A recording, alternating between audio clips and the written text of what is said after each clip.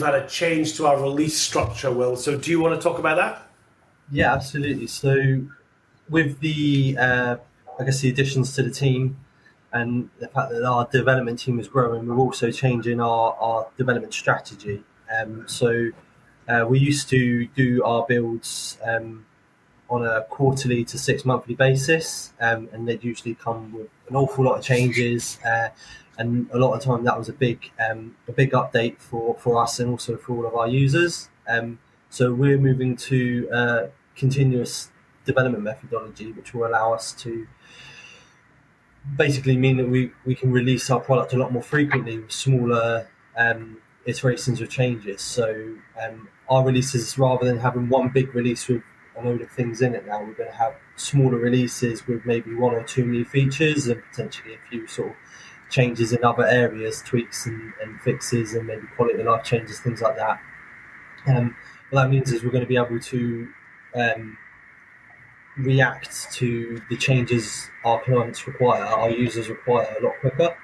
And that's going to mean that in the future, and in quite the near future, we hope, we're going to see sort of releases rolling out almost at least once a month, but maybe even more frequently than that, maybe every 2 to 3 weeks as well. And we're going to be also looking to streamline how we deploy our software as well. Because at the moment, there's quite a manual process that requires us to organise a time slot with our users, and we're aiming in the future for that to also no longer be a requirement as well, and just make it a lot smoother for everybody without less risk as well. So yeah, it's all exciting. We're sort of working through it at the moment. We're all getting used to the changes, but so far everybody's finding it's working a lot better, and then it's not going to be too long before our users start seeing that benefit as well. And then, well, one of the things I've noticed with the new guys coming on board is the fact that we can respond to client change requests a lot quicker. So people are putting in suggestions, ideas, thoughts, or looking for changes to reports and stuff. We are managing to get those turned around an awful lot quicker now that we've got the extra couple of lads on board doing the dev stuff. Yeah, exactly, and that's a combination of obviously having more developers to help get through those requests, but that coupled with the fact that we're not having big releases, because it felt a bit bad on us when we were asked for a really good change request that we thought was a great idea, but given our roadmap, we wouldn't be able to deliver that for 6 to 8 months in the future, which kind of felt like that was a long time to wait for something that we thought was a really good idea. So that means that now, we can get it out to our users a lot quicker, and they can start feeling the benefit that much sooner. Do you want to talk about CPL3 as well? We'll just talk about where we are with that. The other thing that's meant we've been able to allocate some development to our new web-based product, which we're calling CPL3 at the moment. Those who've used CPL will know it's a Windows product that runs on the desktop. Obviously, there are apps and web portals around that, but the core product is on your desktop. So we're looking to migrate that to a fully web-based version, which is going to come with a whole load of benefits that come along with the web-based version. The main one being that you can access it from anywhere, and you don't require your Windows machine to run your desktop application. So we're currently working on that. It's a big project we're undertaking, so there's a lot of planning that's going to be involved in it. CPL is not a small product by any means. It covers a lot of features, and it has a lot of scope within that.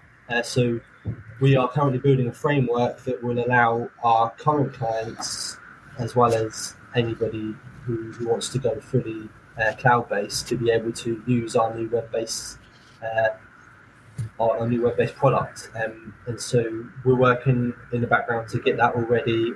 But what essentially it will mean is, if you're a current client who's got your server hosted in your own office and you're running CPL on the desktop, when we release CPL3 with its new features, you'll be able to integrate them both together.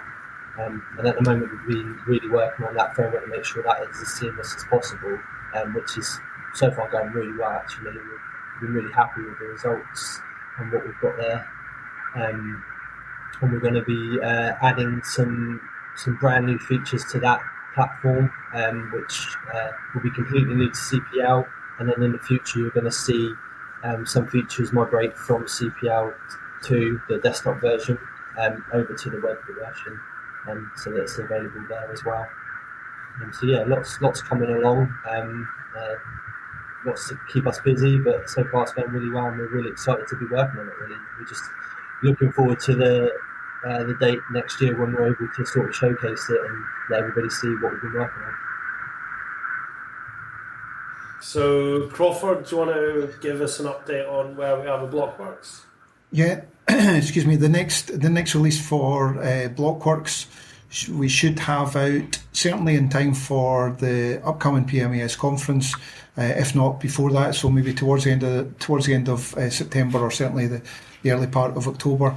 The big thing, and the thing that I've been looking forward to for quite, and I get excited about these things. It's maybe an age thing, given where I'm at in life. But the next version of Blockworx will actually have something which is called OCR, which essentially is optical character recognition. What that means in layman's terms is that for contractors, it will allow them to upload PDFs of their invoices directly into Blockworx, and the software will essentially read the development and the value and the date, so it will automatically upload for them. It's a massive time saver from a contractor's perspective. So, it's feedback that we'd had around Blockworx was that a lot of the functionality that we have built into the application, it's all very modern, it's all very app-based, it's all very web-based, as well said. It's in terms of CPL, it's where CPL is kind of heading towards.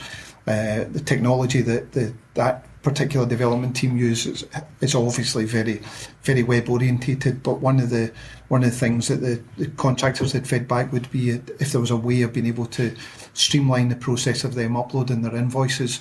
So this is coming, and yeah, we should have that hopefully within the next 4 or 5 weeks. So it'll be great to see that out, because I think it'll be a massive time saver. If you're a small contractor and you're only uploading 1 or 2 invoices in one go, then the OCR software can read 1 or 2 invoices at a time. Or if you're a larger contractor that are maybe uploading 25, 50 or 100 invoices in one go, then the new version of Blockworx with the OCR stuff will allow you to be able to send batches of PDF invoices up and upload those in one go.